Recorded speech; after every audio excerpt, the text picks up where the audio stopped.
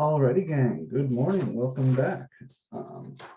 We are rounding the bend into the very last parts of this class, which is an exciting thing. Today, we are going to continue talking about what we've been talking about, linear systems and matrices. Today will be our first full day that's just all about matrices. So last time, we introduced the concept of a matrix. We talked about how to solve linear systems by row reducing the associated coefficient matrix. Today, I'm going to introduce some more concepts along those lines. And then the big deal is that today we're going to start talking about the algebra of matrices, kind of considering matrices as objects of interest in their own right. And we will eventually connect back to linear systems. There we go. So I don't want to waste any time. We have quite a bit to do. Let's get to it.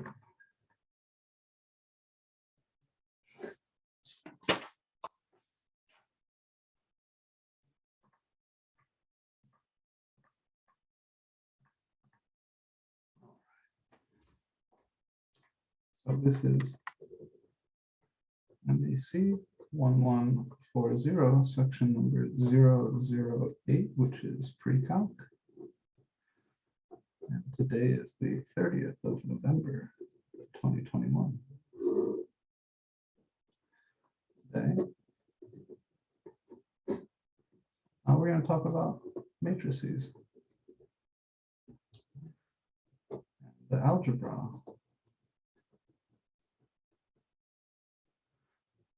of matrices, which are 10.3 and 10.4 respectively.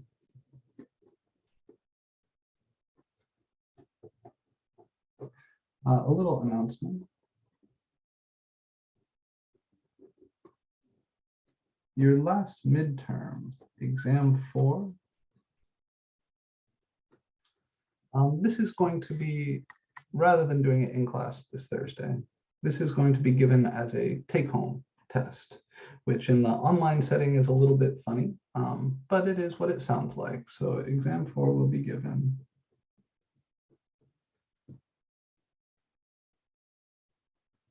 let's say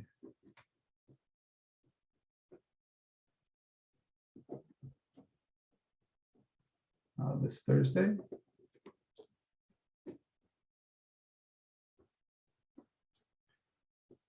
And will be due on the day of your final.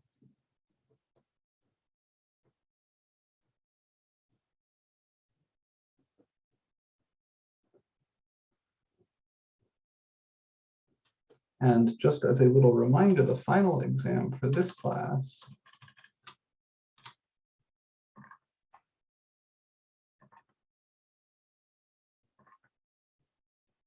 is on the 9th at 10:30 a.m.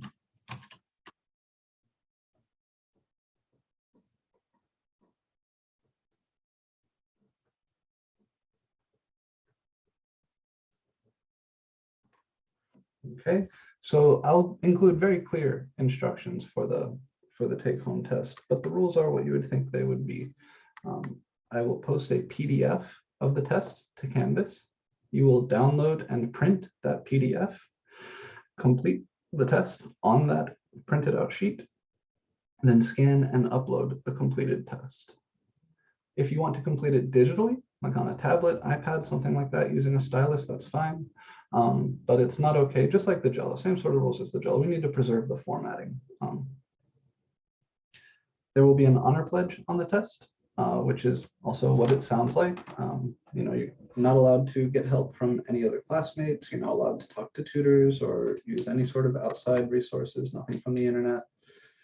It's something that you need to complete on your own. And you'd be surprised how easy it is to catch folks when they do use those outside resources on these sort of things. It's happened before. So please don't do that. Please just be honest about this thing. You'll have lots of time to work on it, right? You're going to have from this Thursday all the way through to December 9th. That's an awful lot of time to take a test. but the test isn't going to be any longer or any harder than a regular in-class test would be. So it really should take you just, an hour, hour and a half to complete the thing, but you've got lots and lots of time, multiple days to check your work, be patient, make sure everything is good. I think that's it as far as announcement stuff goes. There's a new homework set that I don't know if I posted it for you yesterday or if I'm posting it for you today. Yeah, I posted it for you yesterday. And that's going to be due on the day of the final as well. So with all that said, let's kind of remind ourselves what we were doing with matrices.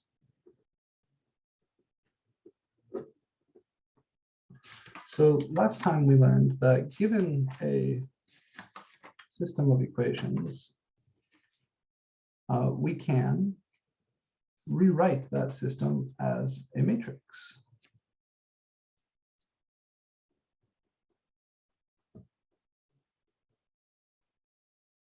System of linear equations.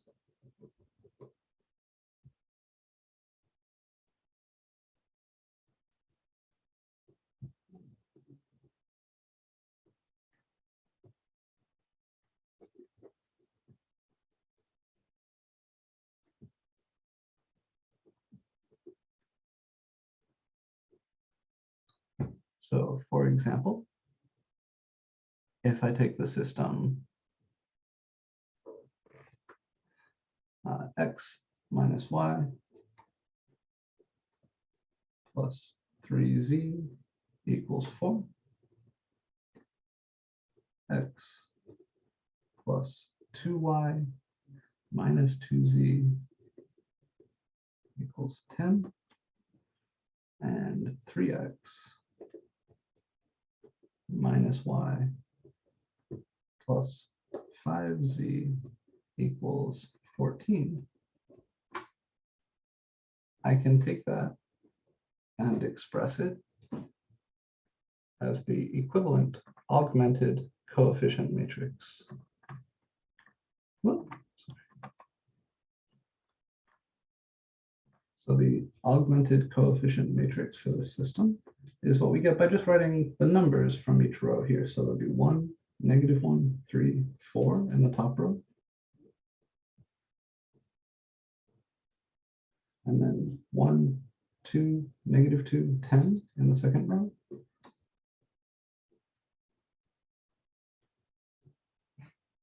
And then 3, -1, 5, 14 in the third row.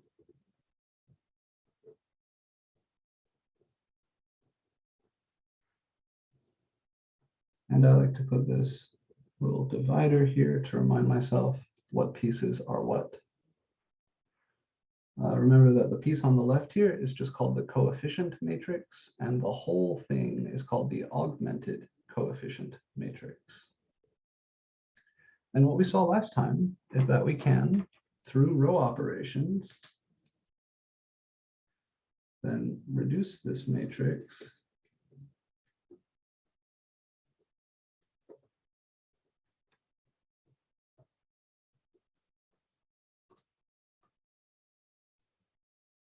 to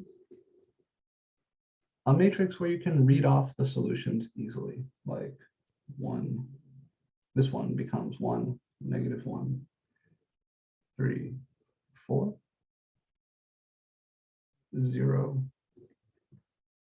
1, -2, 1, and 0, 0, 1, 3. And the way we discussed this last week, we said this is a good place to stop, because then you can rewrite this as a system, and that last equation would just be z equals 3. The second equation would be y minus 2z equals 1. So you could use that to solve for y, because you know that z is 3. And then you could take z and y and plug them into the corresponding first equation.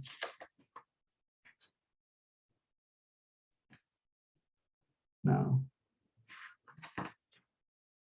this guy said would be equivalent to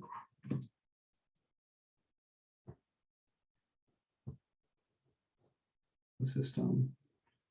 I'll just write it as x minus y plus 3z equals 4. The second line would be y minus 2z equals 1. And the third line, these two zeros, 0x plus 0y plus z equals 3. And then we solve by back substitution.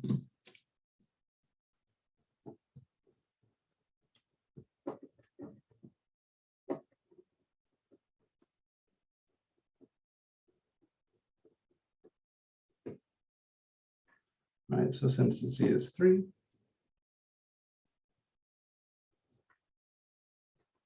we can plug that into equation 2, and we get y minus 2 times 3 equals 1.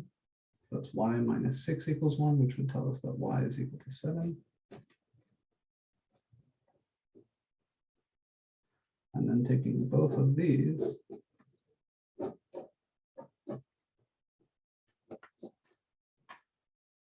we can plug into this top equation, which is x minus y, which is 7, plus 3 times z, which is 3, equals 4.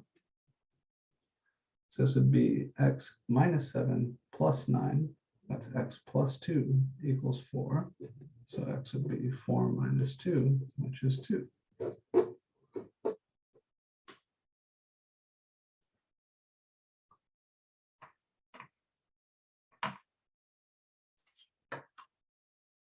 It is possible to do a little bit more work in matrix land and to get a system or to get this matrix into a form that is even easier to read off the solution to. Our goal, remember, was to first clear out everything beneath here, make these zeros as they are here, and then clear out everything beneath here, make this a 0. And that's what gets us into this triangular form where we can then rewrite and back substitute.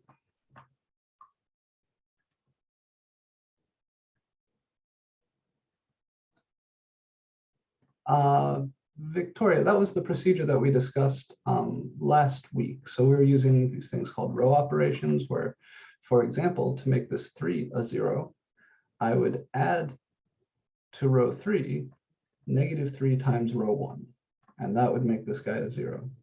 Or to make this guy a 0, I would add to row 2 -1 times row 1. So we may want to review those row operations if we don't remember exactly how that works. There is a slightly nicer form you can put these into. So we call reduced row echelon form and row echelon form. So the form that we're looking in, the form that your book originally called upper triangular or just triangular form, this matrix is in what's called row echelon form.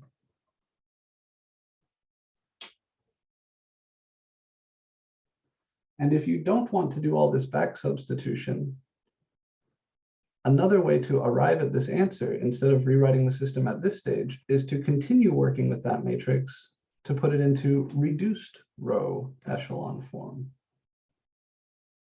And that will allow us to avoid the back substitution at the end. It will even allow us to avoid rewriting this as a system.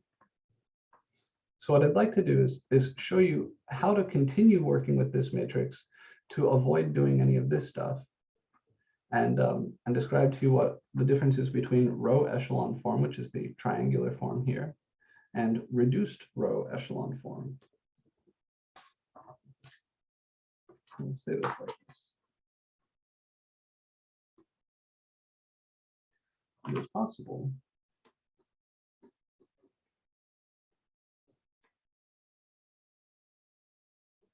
to continue working with the matrix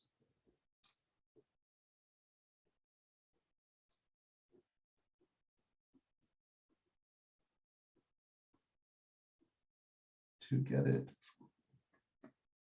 into something called reduced row echelon form and avoid any back substitution. So let me show you how to do that from here, right? We went through the row operations to get the matrix into this form last week. Let me go through the row operations to put this into reduced row echelon form. So I'm going to continue working from here.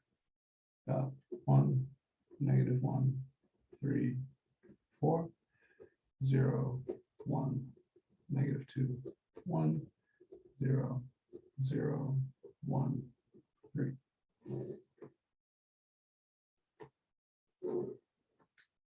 This row echelon or triangular form that the matrix is in now means that you've got 1s on the diagonal and 0s down here. That's nice. Even nicer would be if these were 0 and this was 0. And that's what our reduced row echelon form is going to be. So first step is to clear everything out beneath this guy, make all those 0s. Next step is to clear everything out beneath this guy, make all those 0s. And then if you want, you can divide through each row to make these diagonals 1. That's the general procedure. From there, I would want to start working my way back up and make this and this both 0. So I'm going to perform row operations to do that. Once I've done that, I will make this 0. And you'll see that this is actually a really nice thing to do. So if I want to kill this -2, I want to change row 2. So new row 2 will be equal to, I'm going to use this 1 right here to do it. I'm going to take my old row 2 and add to that 2 copies of row 3. So first I'll copy down row 3. Row 3 isn't going to change. He stays 0, 0, 1, 3. If I multiply this by 2 and add it to this, 0 times 2 is 0, plus 0 is still 0. 0 times 2 is 0, plus 1 is still 1. 1 times 2 is 2, plus -2 is 0. And 3 times 2 is 6, plus 1 is 7. And row 1 will stay the same. So 1, -1, 3, 4.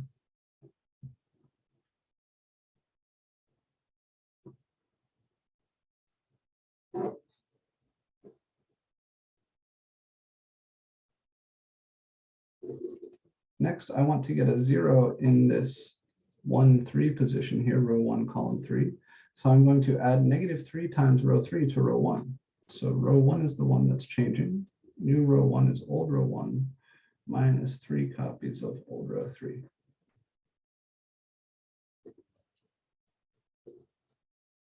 So rows 2 and 3 don't change. 0, 0, 1, 3, 0, 1, 0, 7. -3 times this plus this is still 1. -3 times this plus this is still -1. -3 times this is -3 plus this is 0. And -3 times this is -9. -9 plus 4 is -5.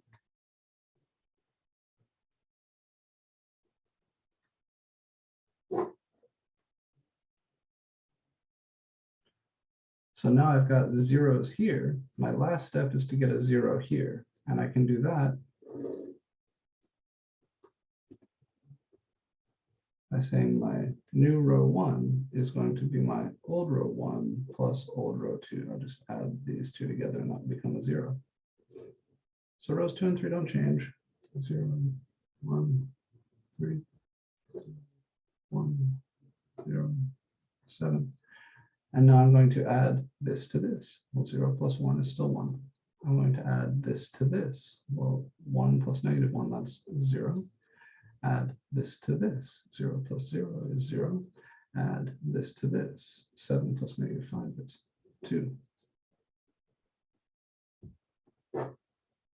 Okay.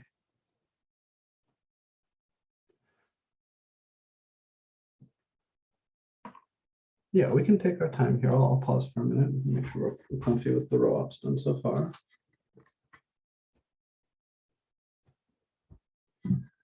The nice thing about this notation is we can always look and see what it is we're doing. So if I lost you there somewhere, you want to take a second to catch up or ask a question, please go ahead.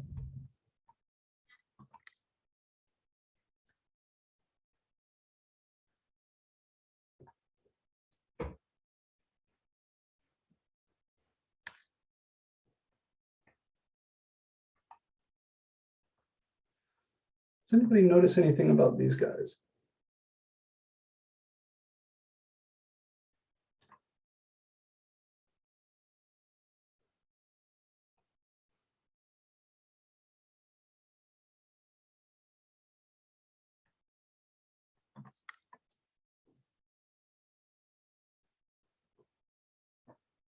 Any observations about the number on the right-hand side of that divider?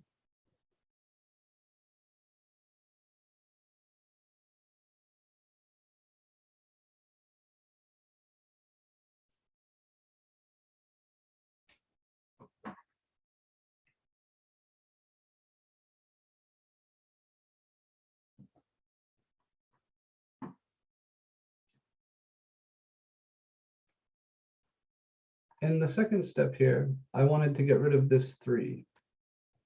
So to do that, I'm going to use this row down here as my tool to get rid of the 3 here, specifically this 1. If I multiply this row by -3 and add it to this row, then -3 times 1 is -3, plus 3 will be 0.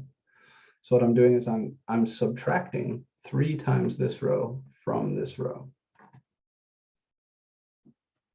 And that's to kill the 3. So just like our original goal was to get zeros down here, my new goal is to get zeros up here. So to do that, I got rid of this 2. That was the first step. And then the next step is to get rid of this 3. And that's what we've done here. The 2 and the 3 are both gone. And then my last step is to get rid of this -1.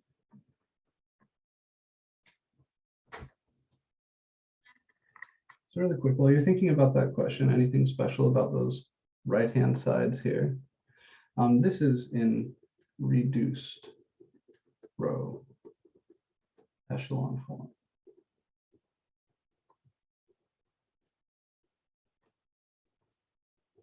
So it's like the row echelon form, but it's a little bit more reduced. Well, if these diagonals are not 1, it's nice to make them 1. And that's actually really connected to the thing I was just saying. So take a look at these boxed numbers here. Compare them to the numbers in the right-hand side here. The reason this reduced row echelon form is so very nice is because this is now equivalent to the system. Let's see what this first equation would say. 1x plus 0y plus 0z equals 2. In other words, this just says x equals 2. The second row would say 0x plus 1y plus 0z equals 7. And the third row would say 0x plus 0y plus 1z equals 3. These numbers right here are the solution to the system.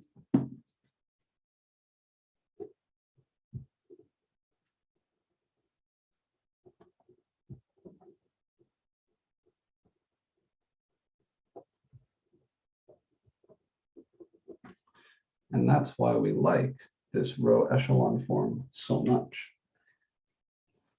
So once you have 1s on that main diagonal and 0s everywhere else, the numbers on the right, those will be your solutions because that is the corresponding system. The first equation just has an x. It literally just says x equals 2, 1x equals 2. The second equation here, 0x plus 1y plus 0z, that's just y equals 7. And the third guy would say 0x plus 0y plus 1z, or just z equals 3. So these numbers right here are the solution to your system, x, y, z, once you're in this good reduced row echelon form. And once you get good at these row operations, this procedure goes really fast. And it's kind of less clunky than back substitution. So as you work through the new homework problems, when you're told to solve a system of equations by writing as a matrix and then performing, this is called Gauss-Jordan elimination, or just elimination. When you're told to solve a system by writing as a matrix and eliminating, your goal is to get it into this reduced row echelon form, this form, because then this is your solution. You can do it all in matrix land.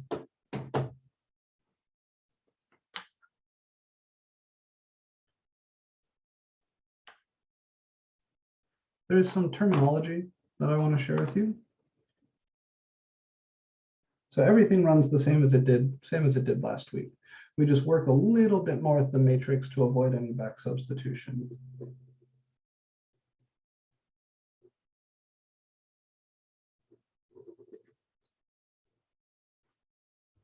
If there's no solution,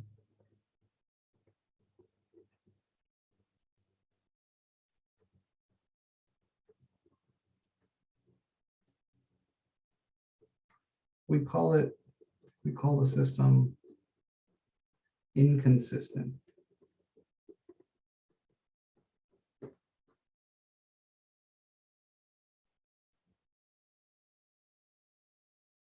And if there are infinitely many solutions,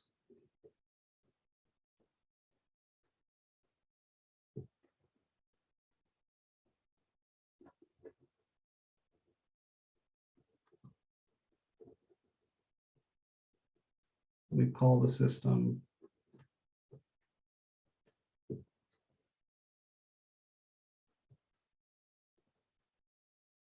dependent.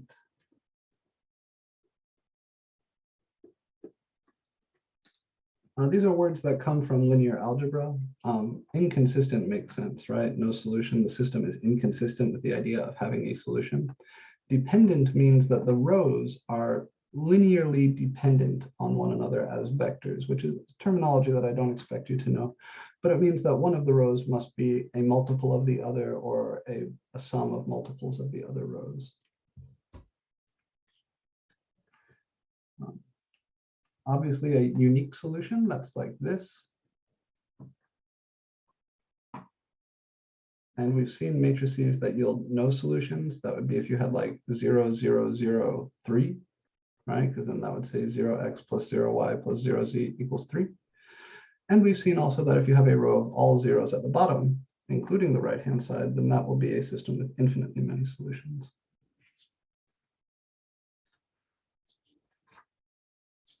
So all I wanted to show you is that you can put a matrix, you can row reduce more. You can put a matrix into this fully reduced row echelon form and then read the solution off. Everything else, same as last week. And of course, this terminology.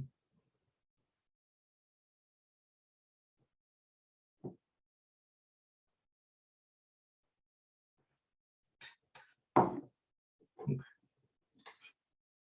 Where we're going to go now, we're going to start talking about matrices as algebraic objects in their own right.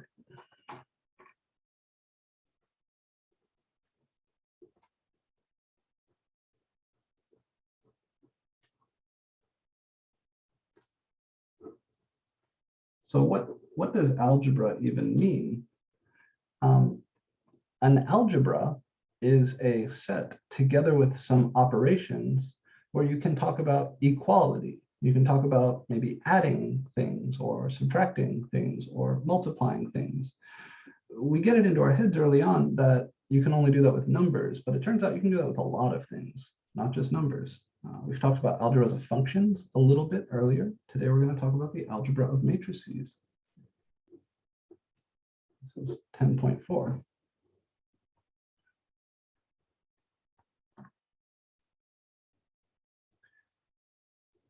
We need to define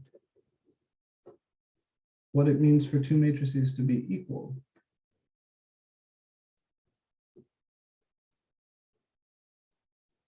Matrices A and B are equal if they have the same dimension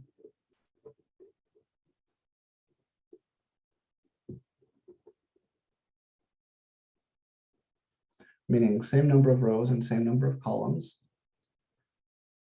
and the same entries in the same positions.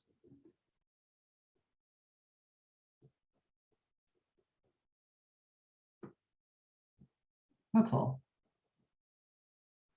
So for example,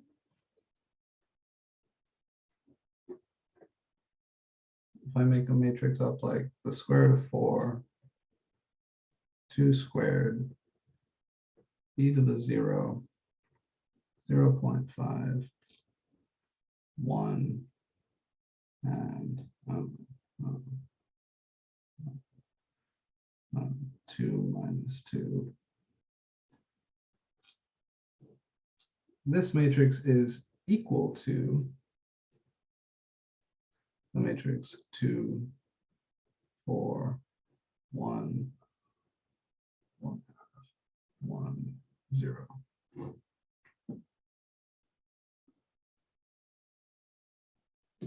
They have the same size, same dimension.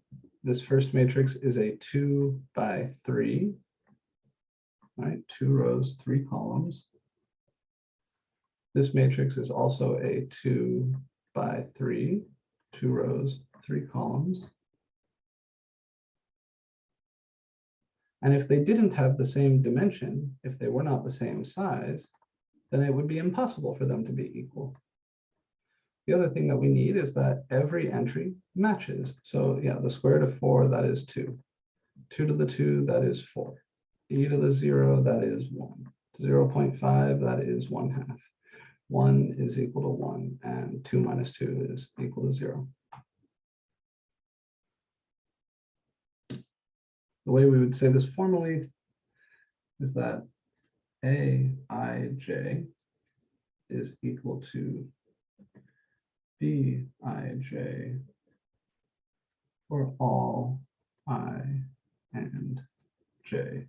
Remember, this is A11, A12, A13, A21, A22, A23. That's the way we describe where we are in the matrix.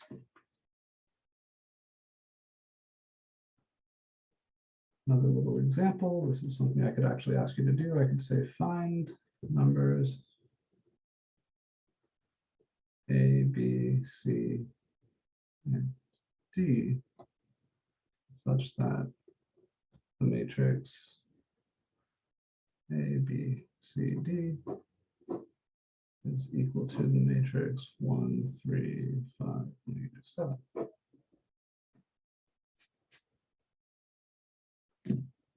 And you would say, well, these are both 2 by 2s.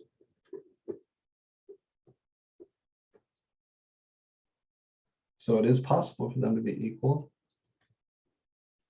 And the matrices have the same entries.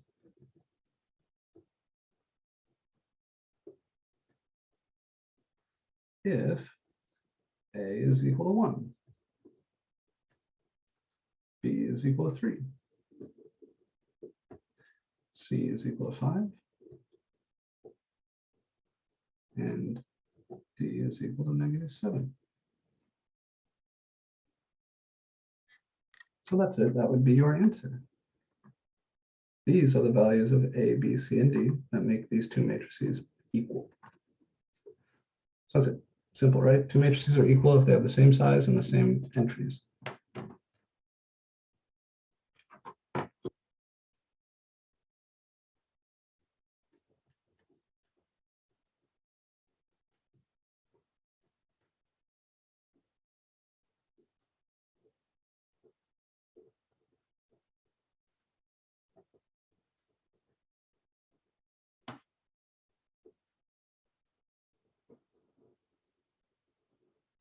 So equality is an important operation in any algebra. These next three operations are also important in study of matrices, in the algebra of matrices. I can add two matrices. I can subtract two matrices. And I can multiply a matrix by a scalar. And the word scalar here just means constant. So if A and B are matrices of the same dimension, and C, little c, is a scalar, which again just means constant, then A plus B, this is a new matrix, same size as A and B, same dimension,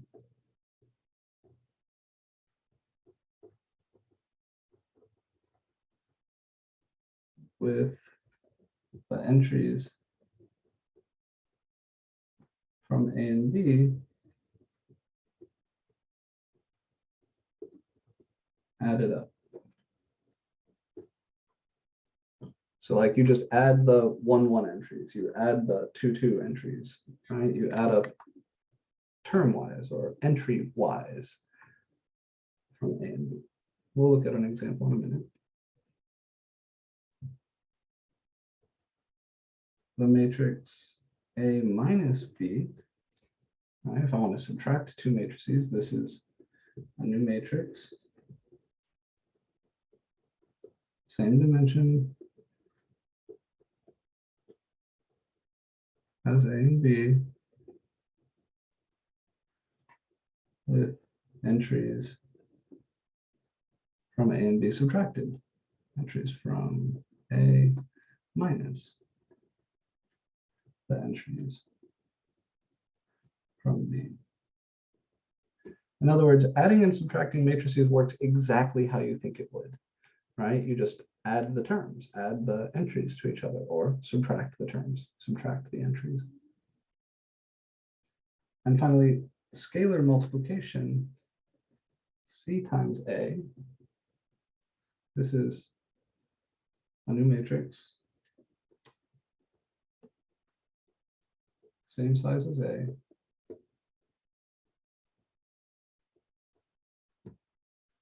with all the entries multiplied by the constant C. So in other words, if you want to multiply a matrix by 3, you just multiply every entry in that matrix by 3. That's it. These are the sort of foundational algebra operations. I think examples will make this crystal clear. And I'm just going to do a couple. One of each, maybe.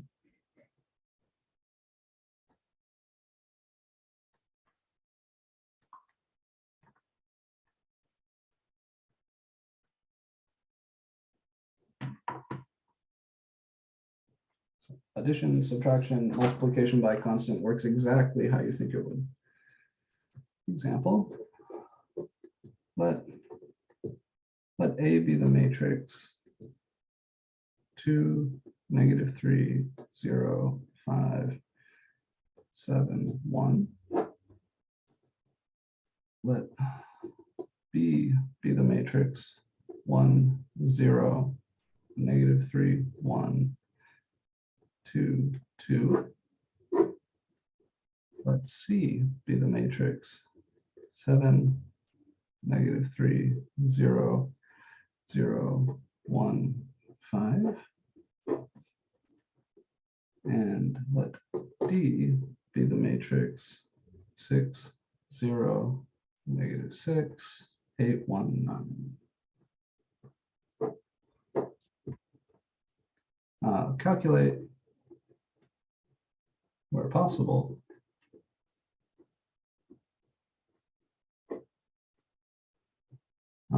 let's do A plus B, C minus D, C plus A, and 5A.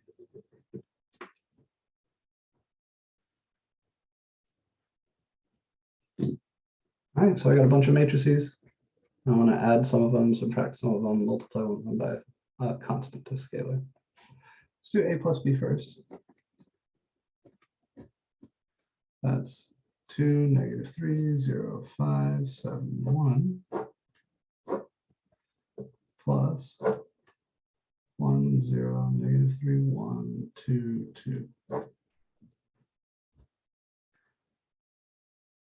These are both 3 by 2s. They both have 3 rows and 2 columns. So when I add them, I will get a new 3 by 2 matrix. And the entries of that matrix I find just by adding up the entries here. So 2 plus 1, -3 plus 0, 0 plus -3, 5 plus 1, 7 plus 2, and 1 plus 2. So what is that? That's 3, -3, -3, 6, 9, and 3. Right? Super simple.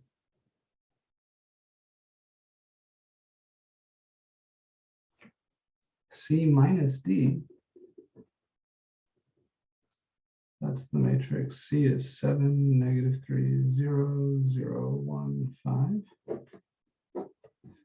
minus 6, 0, -6, 8, 1, 9. And these are both 2 by 3s. And if I want to subtract them, I will get another 2 by 3. And I just subtract the elements of one from the elements of the other. So 7 minus 6 is 1. -3 minus 0 is -3.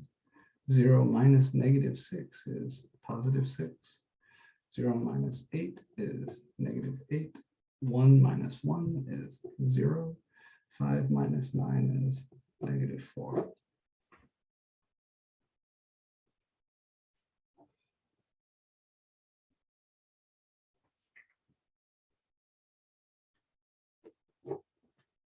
If I want to compute C plus A, that's C is 7, -3, 0, 0, 1, 5.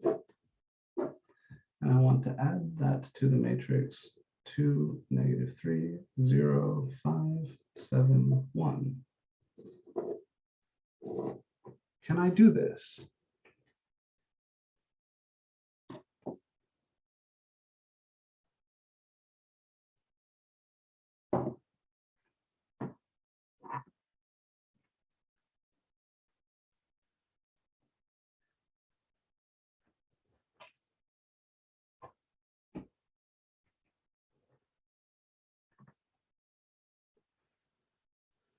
Does anybody see the problem here?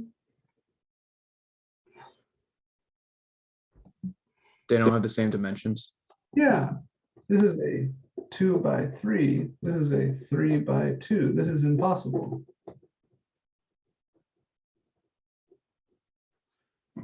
For example, what would I add to this guy, right? There is no 1, 3 position here. What would I add to this guy? There is no 2, 3 position here. Right? And then same thing for these guys down here. They don't have any friends over here. This is impossible because different dimensions. That's exactly right. Okay, so we can only add or subtract 2 matrices if they have the same dimension, same size. The last one I want to compute here is 5A. That's 5 times the matrix 2, -3, 0, 5, 7, 1. And to do this, we just multiply every entry in the matrix by 5. So that's 10, -15, 0, 25, 35, and 5. Easy peasy. All right, you'll notice there's one operation conspicuously missing from our list here. Maybe two operations, depending on how you think about it. I haven't told you how to multiply matrices. That turns out to be a little complicated. It's not what you would think. That's why we're keeping it separate. You don't just multiply the entries. The other thing is division, and division for matrices is not defined. There is no clear way to define division, but there is something like division that we will talk about when we get to section 10.5. Before we do any of that, I'd like to do one quick example where we're going to solve a really simple matrix equation.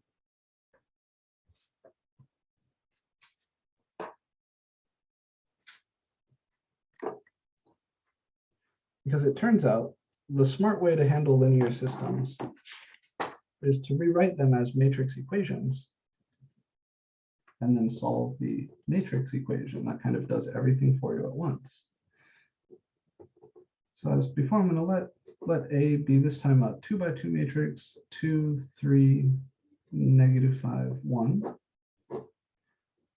And I'm going to let B be the matrix 4, -1, 1, 3. And I'm going to solve the equation 2x, I'll use a capital X here, minus A equals B.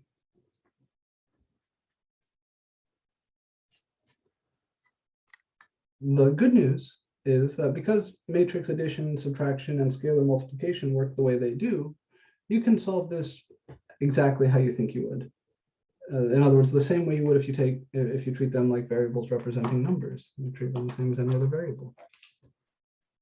So I'll say 2x minus A equals B is the same as saying 2x equals, I'll add A to both sides, equals B plus A. And then I would like to divide both sides by 2. I haven't defined scalar division, but dividing by 2 is the same as multiplying by 1/2. So to get x alone now, I will write x equals 1/2 parentheses B plus A. All right, divide by 2, multiply by 1/2, same thing. 1/2 is a scalar. It's still just a constant. So this is all well defined. Now I'm just going to plug in here what these matrices are. Maybe in order to avoid stacking parentheses like this, I'll open up a big bracket. And then the matrix B, that's 4, -1, 1, 3, plus the matrix A, which is 2, 3, -5, 1. And I'll take care of the stuff inside here. Let's leave that for now. So if I add these two matrices, 4 plus 2, that's 6. -1 plus 3 is 2. 1 plus -5 is -4. And 3 plus 1 is +4. So I've got 1/2 times this thing. Just ignore that.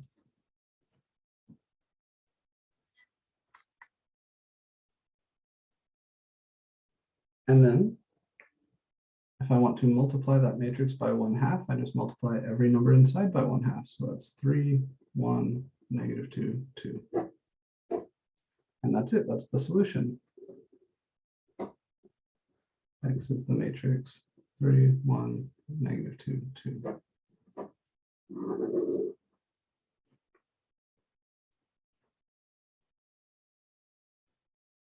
Nice simple matrix equation.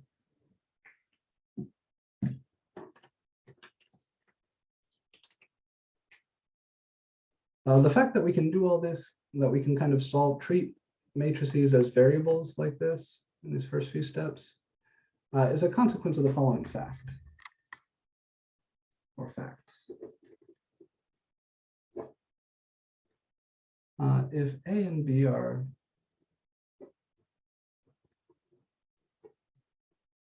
matrices of the same size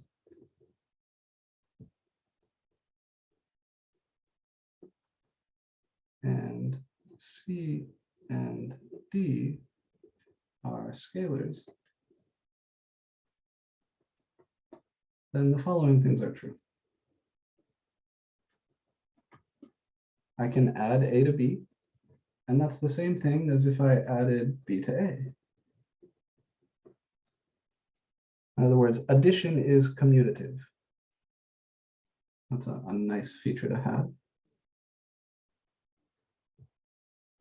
If I add A to B and then add another matrix and C, capital C, if I add A to B and then I add that to the matrix C, that's the same as if I add A to the sum of matrices B plus C.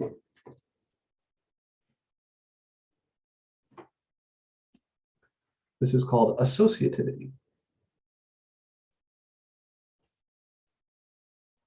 Well, let me come back here really quick. So this 1/2, remember, to multiply a matrix, any matrix, by a constant, you just multiply every number in the matrix by that constant. So 6 times 1/2 is 3, 2 times 1/2 is 1, -4 times 1/2 is -2, and 4 times 1/2 is +2. So I just multiply everything in here by this 1/2, and that gives me this guy.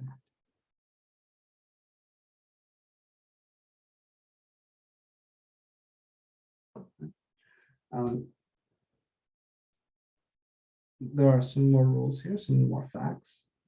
If you want to take the matrix D times A and multiply it by the constant C, that's the same as if you multiplied C and D and then multiplied A by that. Since scalar multiplication is associative.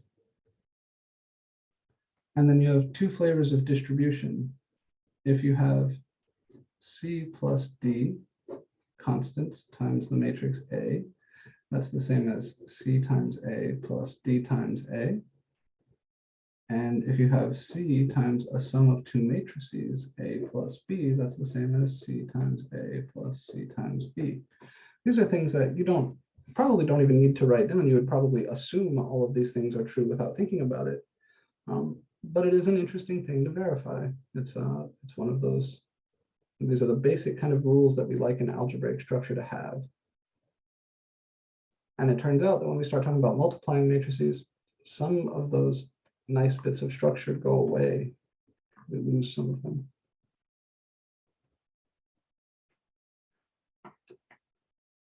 Before I can tell you how to multiply matrices as a whole, I need to tell you how to multiply a row by a column. Like I said, matrix multiplication is kind of complicated. It turns out these matrices are living double lives. On the one hand, they're representing systems of equations. On the other hand, matrices are actually functions. They are. They're high dimensional linear functions called linear transformations. And we want matrix multiplication to be the same as the composition of those functions. And in order to do that, we have to define matrix multiplication in a slightly weird way. Definitely the right way to do it. And if you take MAS1140.008 at UF in a couple of years, you will see that. Or any good linear algebra class. So matrix multiplication is a little weird, and I'm going to need you to be brave and kind of go with it for a minute.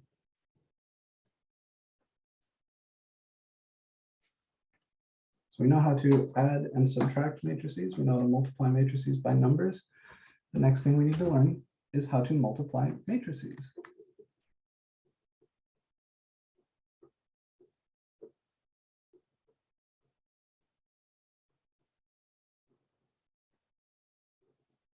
Turns out this is somewhat complicated.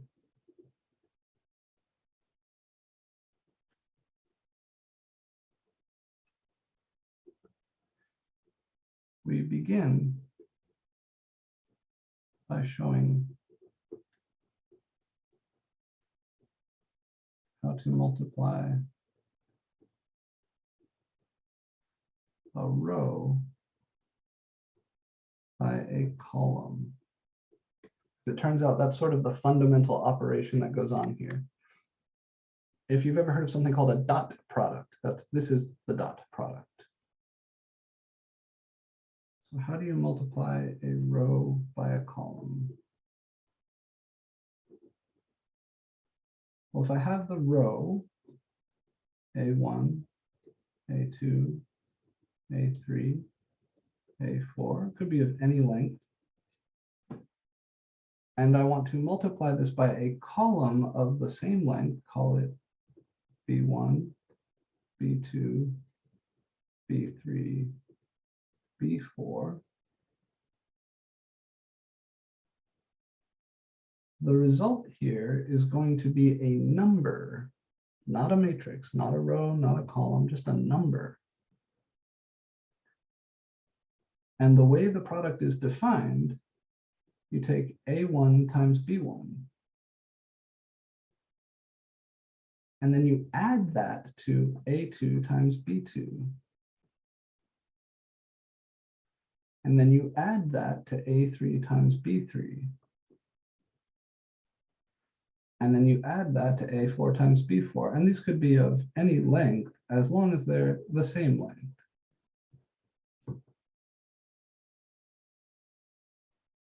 This is sometimes called the dot product.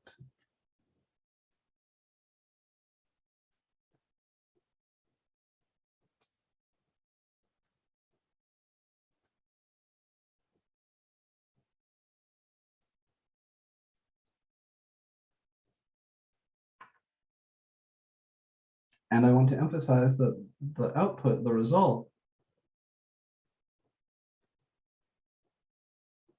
is a number or a scalar, not a matrix.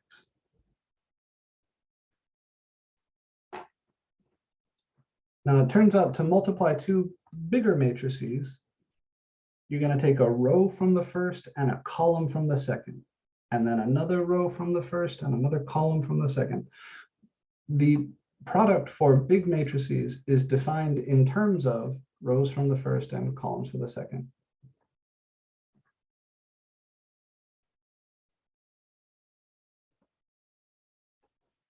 It is possible to write down a formula, but it's an ugly formula and it only makes things harder to see. So to multiply bigger matrices, right? Matrices were more than one row and more than one column. We take a row from the first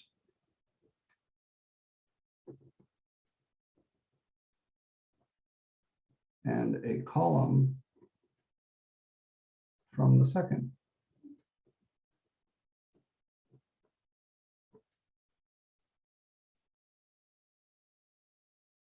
And that dot product of the, say, the ith row of the first with the jth row column of the second will be the ith jth entry in the product.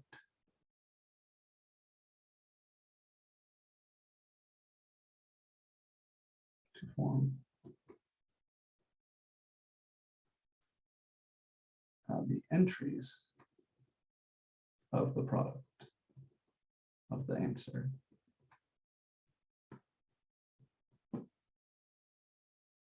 All right. So let's do an example.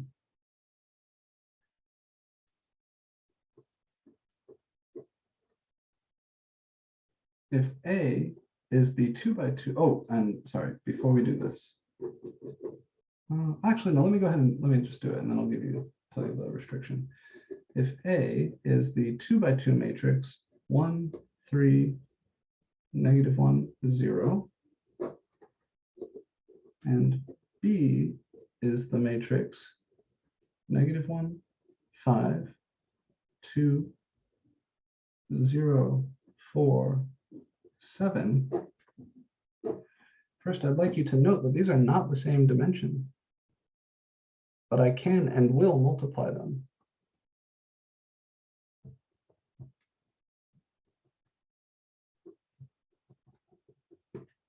we're going to find the product AB. Now remember what we said, we're going to take rows from the first with columns from the second. So what we need is the length of a row from the first guy to be the same as the length of a column from the second guy. That turns out to be a necessary criterion in order to multiply two matrices. I'll give you a hard and fast rule for that in just a second, but let's just see if we can do this.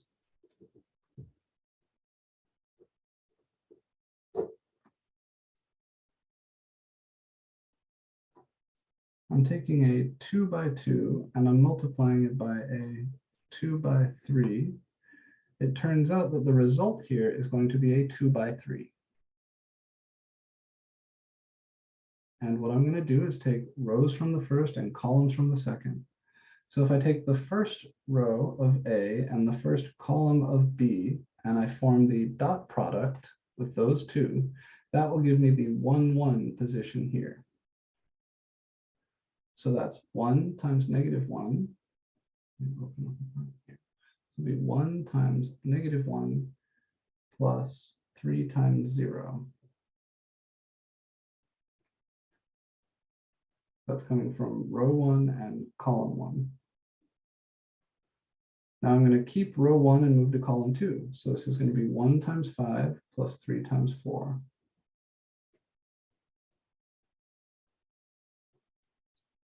That's row 1, column 2. So that's what goes in row 1, column 2.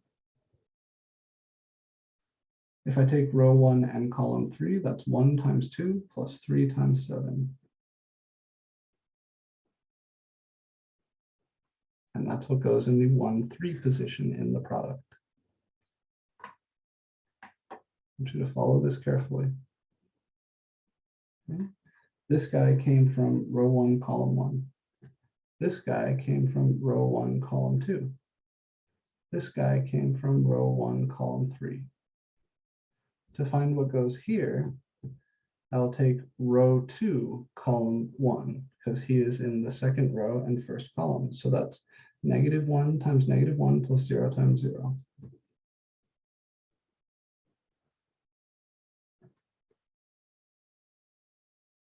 Next, I'll have row 2, column 2. So that's -1 times 5 plus 0 times 4.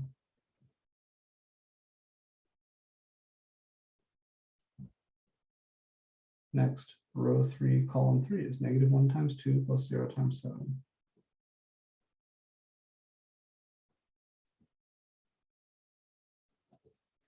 And that's the result. And you see that it is another 2 by 3, even though A was a 2 by 2. And we can clean it up, of course. Nobody would leave it like this. 1 times -1 plus 3 times 0 is -1. 1 times 5 plus 3 times 4 is 17. 1 times 2 plus 3 times 7 is 23. -1 times -1 plus 0 times 0 is +1. -1 times 5 plus 0 times 4 is -5. -1 times 2 plus 0 times 7 is -2. So that is A times B.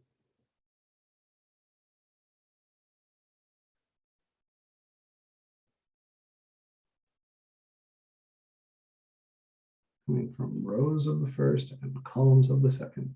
And you can get fast at this, but you want to be very careful. And there's a rule here.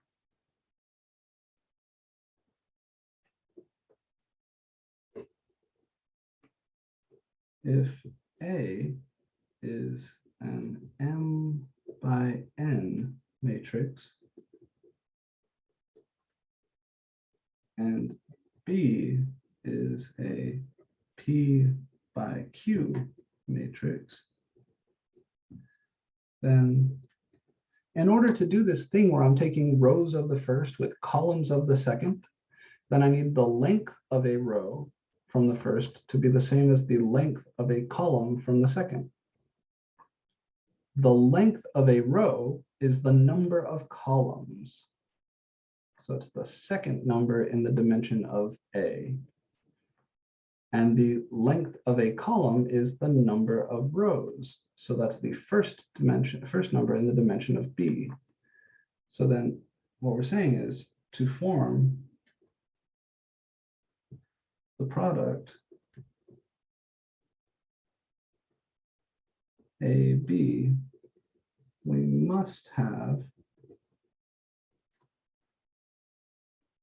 n equal to P.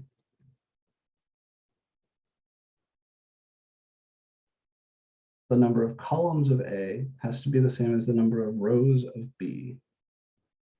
And the resulting matrix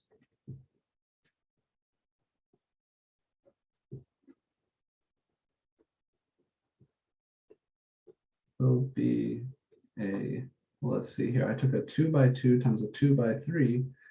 The inner numbers matched, so I was able to do that. And the result was the outer numbers. So this would be an M by Q matrix.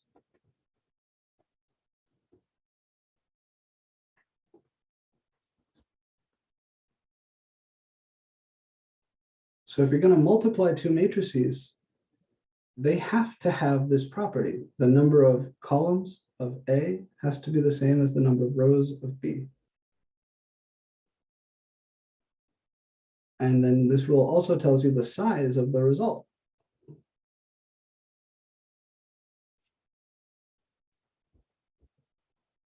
Now, if A and B are both square matrices, like 2 by 2s, 3 by 3s, 4 by 4s, same size, square matrices, then life is good.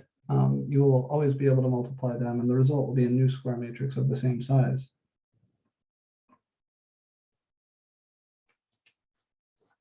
I want to show you two more examples here. We're going to do some matrix multiplication. And this example will highlight some features. Let A be the 2 by 2 matrix 5, 7, -3, 0. And B also be a 2 by 2 matrix 1, 2, 9, -1. Find AB and BA. So they're both 2 by 2s, which means I can multiply them in either order. AB is 5, 7, -3, 0 times 1, 2, 9, -1. I know I'm going to get a new 2 by 2. And to find these guys, I take rows of 1 and columns of the other. So 5 times 1 plus 7 times 9. That's row 1, column 1. Then row 1, column 2 is 5 times 2 plus 7 times -1.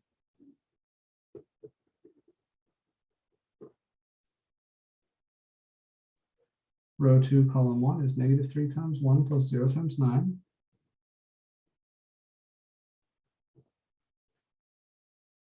And row 2, column 2 is -3 times 2 plus 0 times -1.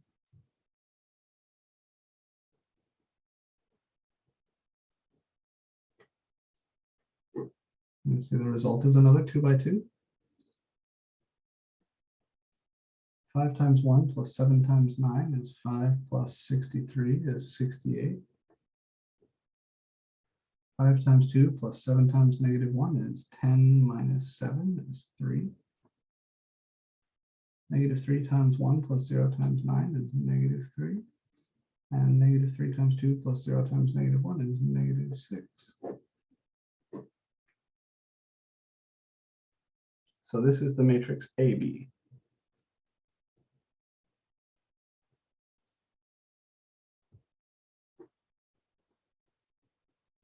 A little more practice. Let's find BA. That would be B is 1, 2, 9, -1. And A is still 5, 7, -3, 0. Before we do this, what do you think? Do you think AB and BA should be the same thing? right? Like 2 times 6 is the same as 6 times 2.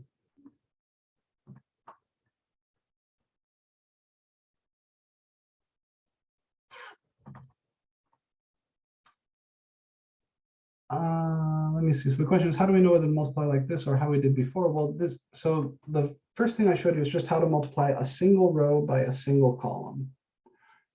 If your matrices if it's not a single row times a single column, then you must do this. And it's built up as little things like that. Like this is row 1 of A times column 1 of B. Row 1 of A times column 2 of B. Row 2 of A times column 1 of B. Row 2 of A times column 2 of B. So to form the product for a matrix where you have more than just a row times a column, you must do this, and it's built up out of the simpler product, the dot product.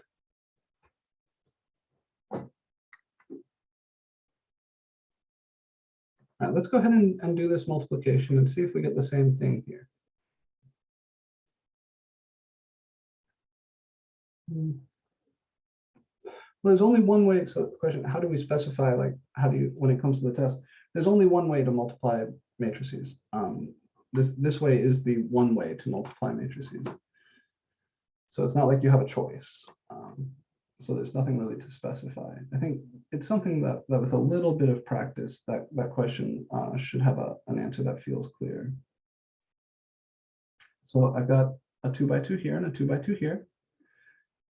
I take one row and one column. So 1 times 5 plus 2 times -3.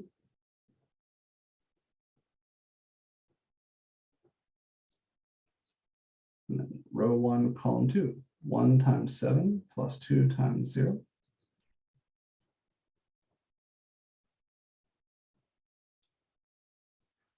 Now I'm down here. So I take row 2, column 1, that's 9 times 5 plus -1 times -3.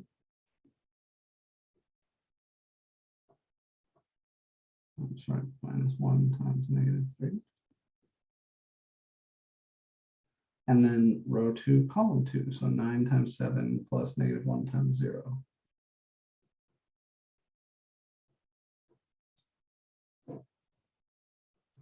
Yeah, so it's not like I had a choice to do it some other way. This is the only way. And then simplifying, 1 times 5 plus 2 times -3, that's 5 minus 6 is -1. 1 times 7 plus 2 times 0 is 7. 9 times 5 is 45, plus -1 times -3 is 45, plus 3 is 48. And 9 times 7 plus -1 times 0 is 9 times 7 is 63. So these are very different. All right, notice that AB is not equal to BA. These two matrices are not equal to each other.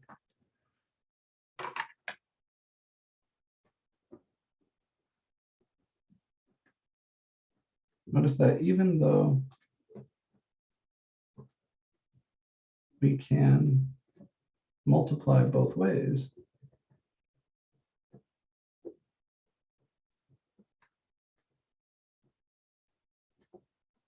AB is not equal to BA. This means when you're talking about matrix multiplication, you can't just say, I'm going to multiply this matrix times that matrix. You have to say on which side. I'm going to multiply A by B on the right, or I'm going to multiply A by B on the left. We get different things.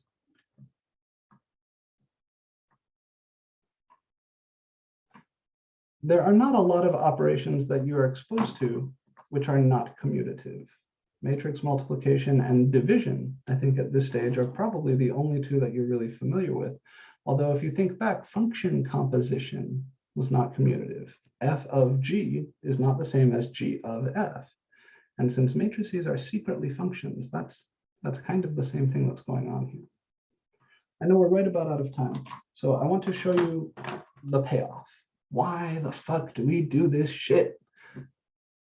Because systems can be written as matrix equations, but those matrix equations involve multiplication.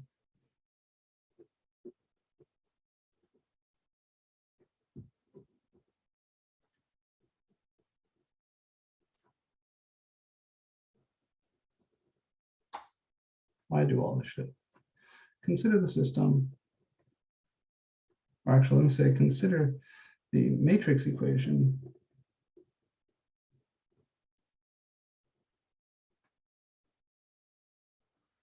(1, -1, 3, 1, 2, 0, -1, 3, 5 times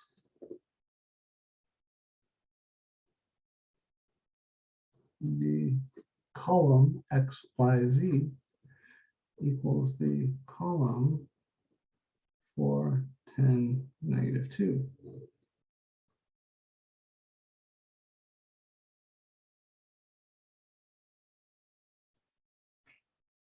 If I multiply the matrices on the left, do the matrix multiplication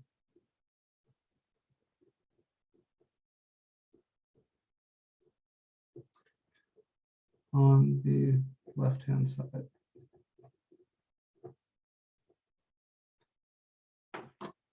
Well, first we should ask, can I do it? The big matrix here is a 3 by 3. The little matrix here is a 3 by 1. So can I do that multiplication? Yes. This number matches this number. And what will I get? Well, I should get a 3 by 1. So if I do this multiplication over here,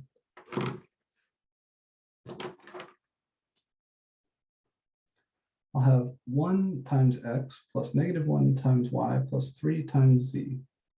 That's x minus y plus 3z. And that's just a single entry. All right, the result here is going to be a 3 by 1.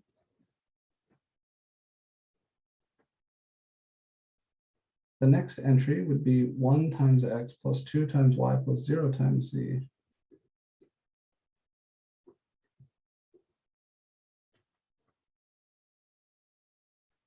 And the last entry here would be -1 times x plus 3 times y plus 5 times z.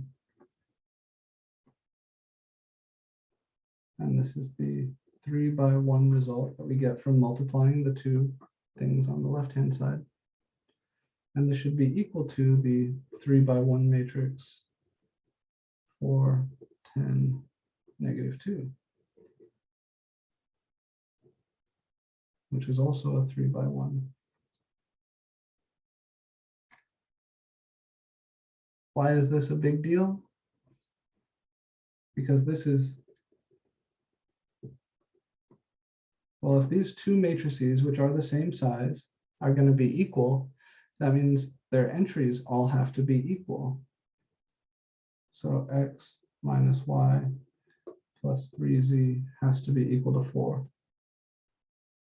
And x plus 2y plus 0z has to be equal to 10. And -x plus 3y plus 5z has to be equal to -2. And if we want all of those to be true at once, that, ladies and gentlemen, is a system. So this matrix equation is equivalent to this system.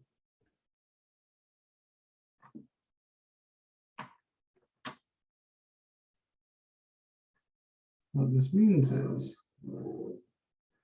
systems are equivalent to matrix equations of the form AX equals B, where A is the coefficient matrix, X is the column little x, little y, little z, and B is the column of right-hand sides.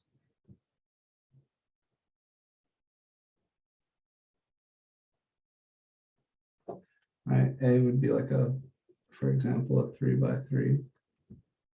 And this would also be a 3 by 1, and this would be a 3 by 1. You can rewrite any system as the single matrix equation A times X equals B. This is kind of the core object of study when you first learn about linear algebra. You say, okay, I got a system like this. I'm going to rewrite it like this, and I'll call this guy A. I'll call this guy capital X, and I'll call this guy capital B. And then I just say, all right, now I want to solve the matrix equation AX equals B. Normally, to solve an equation like this, if these were just regular variables or numbers, you would divide both sides by A, right, and get X alone. Well, we don't know how to divide matrices yet. We just learned how to multiply them. Next time, I will teach you the closest thing we have to division for matrices. Turns out a little complicated, but totally manageable. So the big brain move, the biggest brain move, is to take your linear system and rewrite it as a matrix equation, then solve that matrix equation, staying entirely in matrix land. And you just read off your answer. It's a beautiful thing. That's it from me for today. So you have a homework set up with plenty of stuff for you to do. It's not due until the day of your final, but do not put it off. Start working on the problems from 10.3 and 10.4. Right? Make sure that you understand the sort of things that we talked about today, adding, subtracting, multiplying by a constant, and also start working on multiplying some matrices. There's plenty of things like that in there. Work on row reducing and getting into reduced row echelon form, because that turns out is going to be important for the division of matrices. And then next time, we will talk about how to solve the matrix equation AX equals B. And that will be the end of our course. Now, there's one little thing that I want to get into the course that we just don't have time for this semester, which is a little bit about sequences and series, because that's a bit of notation that you're going to see in different places in Calc 1, 2, and 3. I will record an extra little lecture there. It's not something I'm going to beat you to death about. It's not something that's going to be on your take-home test. It will show up on the final in a little way. But I promise to be gentle about it. I just want to introduce some notation to you for sequences and for series, because it's important. If you need to talk to me, you can send me a Canvas message or an email. You can come by an office hour. If the regular office hours don't work for you, you can of course arrange an extra one with me. Unfortunately, I have to move to another class right now, so I've got maybe 2 or 3 seconds I can hang out to chat, but that's just about it. That's it from me for today, and I will see you guys on Thursday. Hey, Professor, I've got a really quick question. Sure. By any chance, do you think that there will be like an exam review before the final? Maybe. If I have time and you guys want it, I can try to put something together. Okay. Yeah, email me or Canvas message me. Okay, sweet. Thank you. Okay. Yeah, that works for me, Whitney. All right. Anything else urgent before we go? Okay, then take care, guys.